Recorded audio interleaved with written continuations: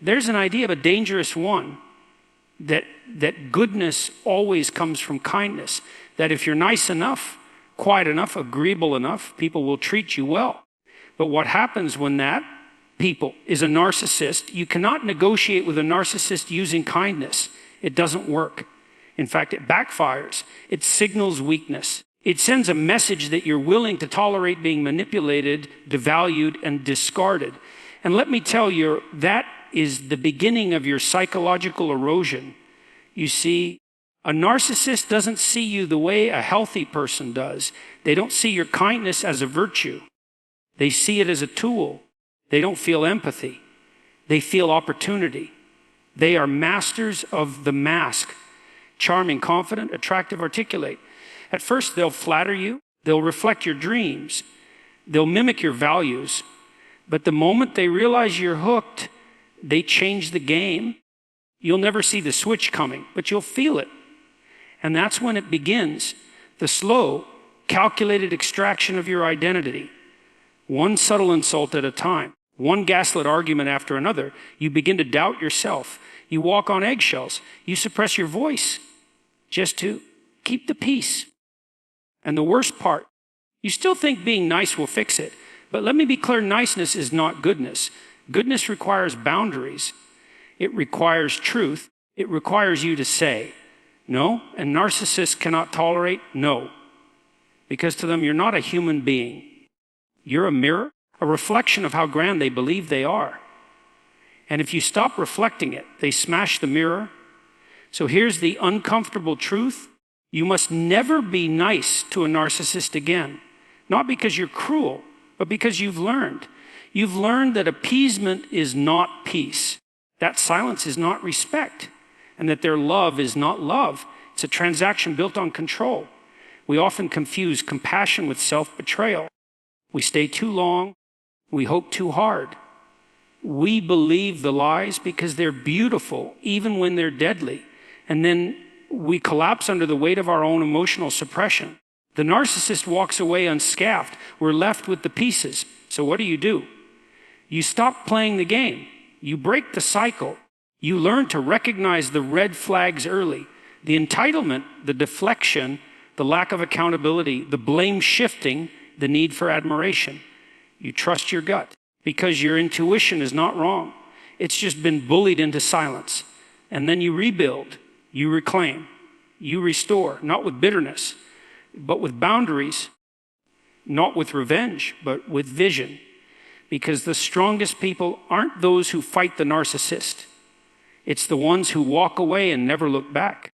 And I'll say this again, because it matters. Never be nice to a narcissist again. Be kind, be honest, be fierce, but never betray your own soul to please someone who feeds on your pain.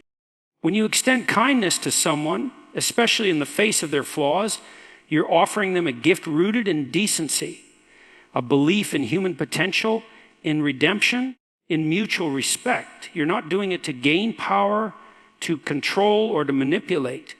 You're doing it because perhaps that's how you were raised. Or maybe because you know what it feels like to be misunderstood, and you don't want anyone else to feel that way. But here's the unsettling truth. Narcissists don't think like that. They don't operate on the same emotional frequency. To a narcissist, your kindness is not a reflection of strength. It's a weakness. It's not a gesture of humanity. It's an open door, a loophole. A sign that you're pliable, pursuitable, bendable under the weight of their charm or fury. And once they spot that, the game begins. They interpret kindness not as moral integrity, but as emotional vulnerability. They don't appreciate it. They don't reciprocate it. They weaponize it. It starts subtly. You might not even notice it at first. They test the limits. A small insult disguised as a joke. A moment of dismissal when you're speaking. A forgotten apology that never arrives. You tell yourself it's fine. You give them grace. Maybe they had a rough day. Maybe they didn't mean it that way. You convince yourself that your patience will be rewarded. That if you just love them harder, they'll become who you believe they are underneath. But narcissists don't care about who you are, only what you provide. And if kindness is what you're offering, they'll take it all. They'll take your patience, your empathy, your time, your silence. They will take every ounce of your emotional generosity and twist it until it works for their script. They won't thank you. They won't protect you. They will exploit you, not because you're weak, but because you're too strong in the wrong direction. Strong in tolerance when you should have been strong in boundaries. You become predictable to them. They know how you'll react. They learn that no matter what line they cross, you'll smooth it over. That no matter how harsh they become, you'll interpret it as pain rather than manipulation. And once they realize this, they no longer need to maintain the mask. The devaluation begins. They test how far they can go. The passive-aggressive jabs become outright disrespect. The gaslighting becomes more frequent. And all the while, you stay, still being kind, still explaining yourself, still hoping your decency will awaken something in them. But it doesn't, because narcissists are not interested in growing. They're not seeking connection. They're seeking control. And your kindness enables that control. It allows them to manipulate the narrative, to rewrite your role in their story. You're no longer a partner, a friend, a loved one. You're a supply, a mirror to reflect their greatness, a cushion to absorb their rage, a sponge to soak up all their emotional toxicity so they don't have to face themselves. What's worse is that over time, their perception of your kindness devolves into contempt. They start to see your compassion as naivety, your forgiveness as foolishness. They believe they've outsmarted you, that they can hurt you without consequences, that your kindness isn't a virtue. It's a sign that you'll never leave. And here's where the internal damage truly begins. You start to believe them. You start to question your worth. You wonder if your sensitivity is the problem.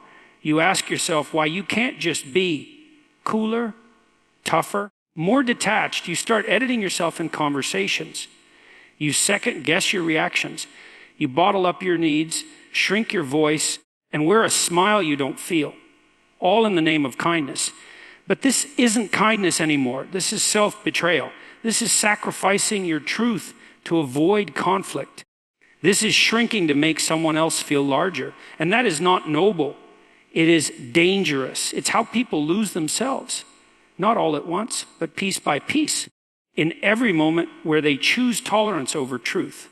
In every second they stay silent when their soul is screaming for air. Narcissists don't change because you're kind. They change, if ever, because they are confronted with consequences, boundaries, silence, walking away. But that requires you to shed the idea that being good means being agreeable. It means recognizing that love without limits is not love, it's servitude. So when you are kind to a narcissist, understand what that kindness is doing. It is not inspiring growth, it is reinforcing delusion. It is feeding their ego. It is giving them the script to use your character against you. And the longer you stay nice in the face of manipulation, the deeper they will dig into your psyche.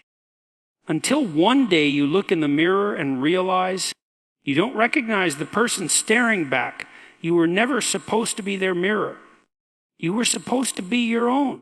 You were supposed to hold your ground, speak your truth, draw the line, and walk away when the respect was gone. That is the highest form of kindness, kindness to yourself. You cannot love someone into healing if they are committed to harming. You cannot offer peace to someone who thrives on chaos. And you cannot be kind to a narcissist and expect them to learn love, because they don't see your kindness as love. They see it as submission. And they will take everything you give and then blame you when there's nothing left. So be kind, but be wise. Be compassionate, but be firm. And most of all, be brave enough to stop offering your light to someone who only uses it to cast a shadow. There's something deeply disturbing about the way a narcissist works, and most people never see it until it's far too late. You think you're dealing with a difficult person, maybe a little self-centered, maybe emotionally immature.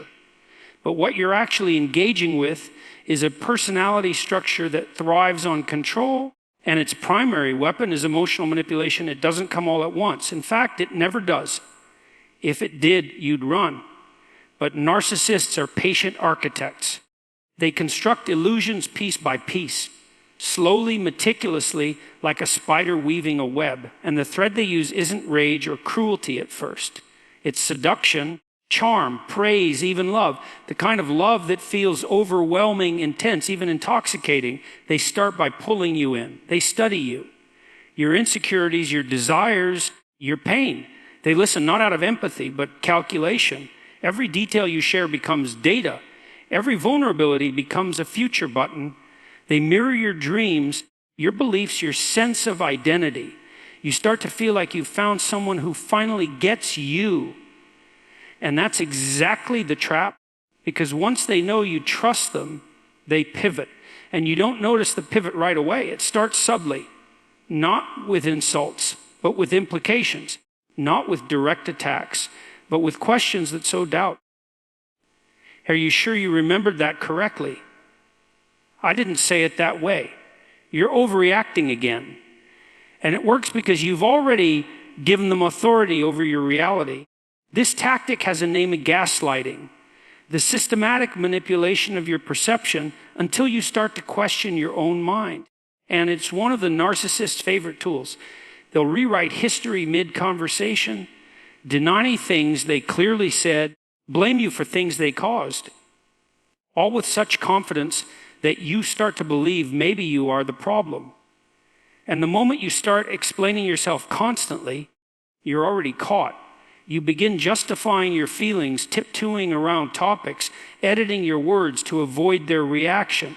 That's how they take control, not by force, but by wearing you down. They reshape the rules of the relationship subtly that you don't notice the shift. Suddenly, you're no longer seeking truth, you're seeking peace. But the peace never lasts. Narcissists create chaos to feed their need for dominance. They'll provoke you, then accuse you of being too emotional. They'll ignore you for days, then act like nothing happened. They'll promise change, only to repeat the same patterns with even more precision. And because you're still clinging to the image of who they were in the beginning, you keep hoping, waiting, tolerating. That's where emotional manipulation is most dangerous, not in the obvious cruelty, but in the confusion it creates, the push and pull, the praise and punishment. You start to live in cycles. One day they validate you, the next day they vanish. One moment they tell you they can't live without you, and the next they punish you with silence or contempt. This unpredictability keeps you anxious, addicted, emotionally dependent. You become more focused on managing their moods than on living your own life. They do this on purpose, because when you're off balance, you're easier to control. When you're busy trying to decode their behavior, you're not paying attention to the truth. They've already taken control of your emotional world. Your self-worth becomes tied to their approval. Your sense of safety begins to revolve around their behavior. That's not love. That's programming. And here's the tragic part. You might still believe they care. That if you just fix yourself enough, try harder, communicate better, they'll stop hurting you. But they won't, because hurting you isn't a side effect. It's the mechanism. It's how they maintain dominance. The more confused you are, the more you need them. The more broken you feel, the more they get to be the center of your recovery. And that's how they trap you, not with affection, but with emotional dependency. This manipulation is not a flaw in their character. It's a feature of it. They are not acting out of ignorance. They know what they're doing. It's strategic, calculated, and often it's learned. Refined over years of practicing how to get people to comply, to stay, to serve. And they don't just do it in romantic relationships. Narcissists manipulate in families, in friendships, in workplaces, in any dynamic where control is possible. What makes it worse is how the world sees them. On the outside, they can appear charming, successful, confident, even charismatic, but behind closed doors, they twist every situation to serve their image. If you react to their cruelty, they paint you as unstable. If you cry out for clarity, they accuse you of drama. And if you finally set boundaries, they claim you're selfish. They invert reality and make you question your own. Escaping this manipulation requires one thing above all else said: clarity. You have to see the pattern for what it is. You have to stop chasing the version of them that never truly existed. You have to separate their words from their actions, their promises from their patterns, and you have to start believing that your feelings are valid, that your pain is real, that your worth is not tied to their approval. The hardest part isn't leaving the narcissist. It's leaving the version of yourself that thought you needed them. But once you recognize their manipulation, you take back the power they've slowly stolen. You begin to think again, to feel again, to trust your own mind again, and that is where healing begins. Not when the narcissist apologizes, but when you stop waiting for them to. At some point, you come to realize that pleasing others is not peace, that the endless effort to keep someone happy, especially someone who thrives on control, is not love, but a slow form of self-abandonment. With narcissists, this dynamic becomes a cycle. You give more, they take more, you try harder, they withdraw further.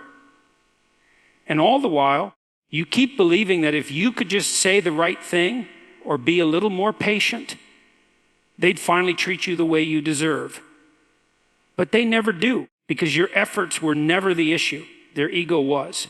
The most dangerous part of a relationship with a narcissist is not the arguments, the insults, or even the manipulation. It's what you begin to believe about yourself in the process. You begin to believe that you're too much, that your needs are unreasonable, that your feelings are invalid, that you should be grateful for the crumbs of attention you receive. You internalize the idea that their coldness is your fault. That if you could just be better, things would return to how they were in the beginning. But narcissists don't offer you real love. They offer a reflection of what you want, only to use it against you. In time, you find yourself shrinking, editing your thoughts, silencing your instincts, withholding your truths, all to avoid upsetting someone who never truly saw you in the first place. And the more you do this, the further you drift from your own center. You stop recognizing yourself. You stop trusting your voice. You become a performer in their reality, not a participant in your own life. Pleasing a narcissist becomes your survival strategy. You learn to scan for their moods. You anticipate their reactions. You preemptively apologize. You give up your hobbies, your joy, your peace, all in hopes of maintaining the illusion of connection. But it's not connection, it's compliance. And no matter how much of yourself you sacrifice, it's never enough. Because the narcissist isn't looking to love you. They're looking to dominate you. So the question becomes, when do you stop? When do you decide that your healing is more important than their approval? That your dignity matters more than their validation? That your peace is more valuable than being understood by someone who is committed to misunderstanding you? Healing begins the moment you stop negotiating your worth. It begins when you decide that your time, your energy, your heart, these things are sacred. And they are not to be spent proving your value to someone who would never see it. You don't heal by changing them. You heal by walking away, by grieving the illusion and reclaiming the reality. So now the choice is yours. You can continue trying to please someone who only thrives when you suffered, or you can choose something radical, something rare. You can choose yourself, not the version of you that shrinks to fit inside their narrative, not the one who stays silent just to avoid their wrath, but the version of you that's grounded, awake, unshakable, because healing isn't about fixing them. It's about facing the truth and walking away from anything that demands you betray yourself to survive. Let them call it selfish. Let them call it cold. You don't need their approval anymore. You were never meant to live in emotional captivity. You were meant to rise with clarity, with strength, and with self-respect as your guide. So draw your line. Reclaim your voice. And never again apologize for the space you take up in this world. You are enough. And it's time you start living like it. And if this message spoke to you, don't stay silent. Like this video, subscribe to Mind Unlocked and share this with someone who needs to hear it. Because the truth has power. And your healing begins the moment you choose I. It's not easy. Because when you've been conditioned to seek safety through pleasing, choosing yourself feels like betrayal. You feel selfish, cold, even cruel. But that's not the truth. That's the residue of manipulation. That's the voice of the narcissist still echoing in your mind, trying to convince you that your boundaries are violence and their abuse was love. You must learn to ignore that voice. You must replace it with something stronger. The quiet, steady voice of self-respect. Self-respect is not loud. It doesn't need to be. It doesn't argue, beg, or convince. It simply decides. It says, this is not good enough. It says, I will not explain my pain to someone who profits from it. It says, I don't need to be like you to be proud of who I am. And that's when everything changes. Not on the outside at first, but inside. You stop waiting for permission. You stop living in reaction to someone else's dysfunction. You start building a life that aligns with your values, not your wounds. As you grow in self-respect, the addiction to pleasing fades. You no longer measure your worth by how others respond to you. You no longer chase love from people who weaponize your affection. You begin to enjoy your own company. You begin to feel safe in your own presence. And from that foundation, you can rebuild. You start to attract people who value authenticity, not performance. You build relationships based on mutual respect, not emotional bargaining. You learn to say no without guilt, to express your needs without shame, to stand your ground without fear. That's what healing looks like. Not a perfect life, but a powerful one. Rooted in truth, not approval. Letting go of the need to please doesn't mean you become cold or detached. It means you become whole. You show up honestly. You give from overflow, not obligation. You live by principles, not pressure. And you no longer see your kindness as a tool for survival. You see it as a gift that must be protected. The narcissist will never applaud your growth. They will never validate your decision to leave, to set boundaries, to reclaim your voice. But their approval is no longer the prize. Your freedom is. Your healing is. Your peace is. And the moment you choose those things over the performance of pleasing, you become untouchable.